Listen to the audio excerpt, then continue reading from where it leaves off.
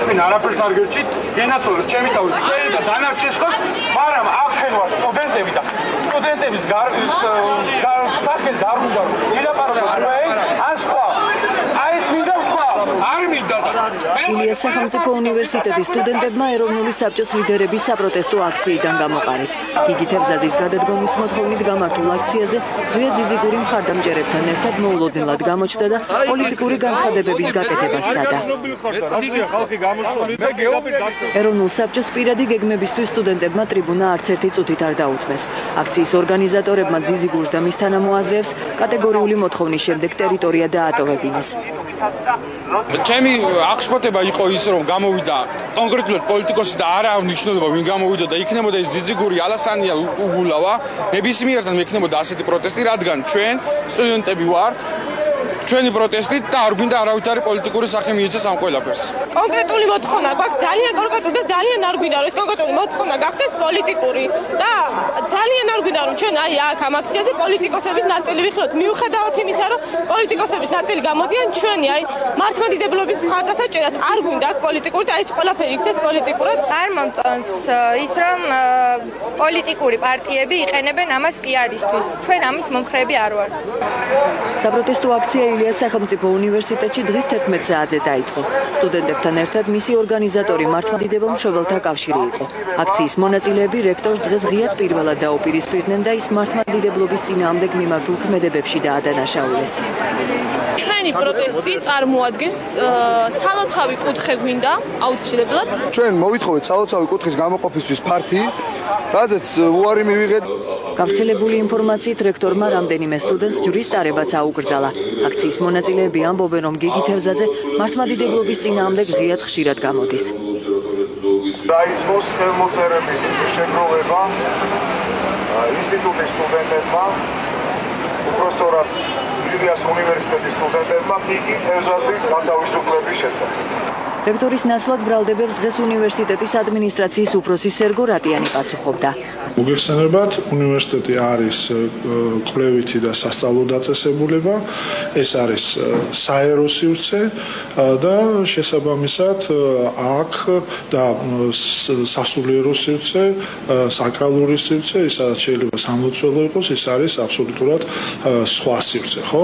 ამ ორი სივრცეების გაერთიანება არ არის თანამედროვე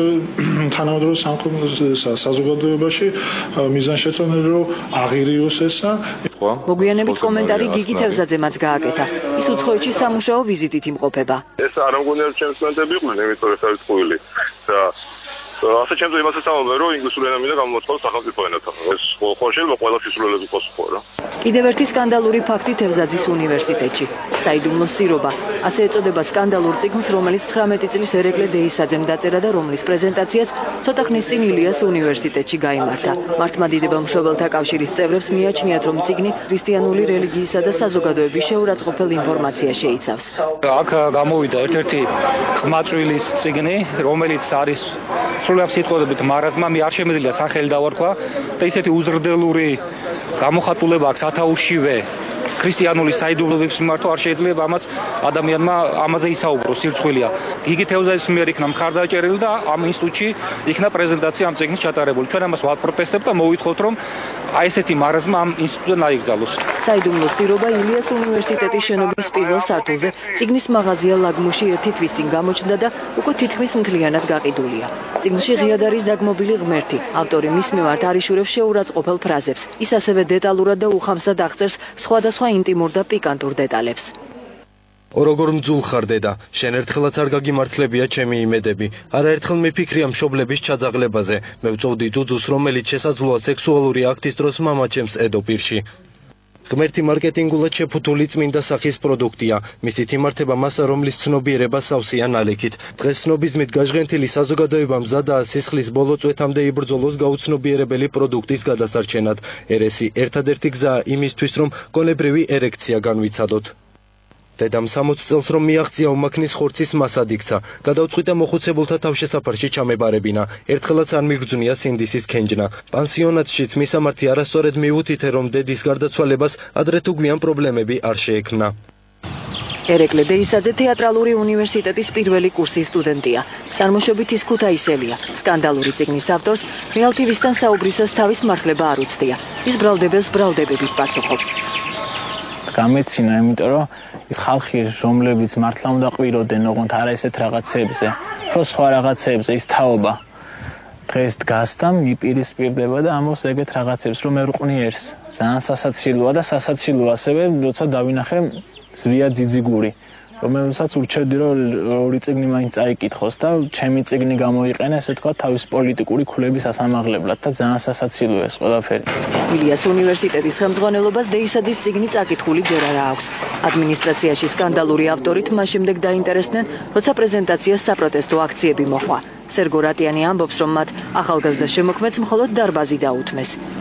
მე არ გავცნობი ვარ ამის იმას და შესაძლებელია ამის თქვა, როდესაც არსებობს რაღაცა აზრი და რაღაცა წიგნი, ამის წინააღმდეგ ამისი ასე თქვა არ მოეწონს გემოვნების საკითხი და თქვა სხვადასხვა იმის საკითხი, შეუძლია გამოხატონ თავისი მოსაზრება და როგორც ეს პრობლემას არ წარმოადგენს საერთოდ. წიგნის მაღაზია თვითონ წვეთს ამ შემთხვევაში, რომელიც წიგნის პრეზენტაცია გამოდის, რომლის არა. მე არ ვერევი. რაც შეეხება რა თქმა უნდა, რომ ცოდნა და რა თქმა უნდა არ აგძალავდი მაინც. არ ამგონია რომ ეს წიგნი მართლაც წინააღმდეგი იყოს. ჩემი პიროვნული შეფასება სხვა არა, არ გეტყვით, იმიტომ რომ გამოვარო ამ წიგნის წინააღმდეგ ყოველ პრამეს. რეალ TV-მ ამ წიგნის პრეზენტაციის კადრებს ინტერნეტში მიაგნო, სადაც ნათლად ჩანს რადიკალური ოპოზიციის სახე დავით ზურაბიშვილი, რომელიც საიდუმლო სირობის პრეზენტაციას ბოლომდე დაესწრო.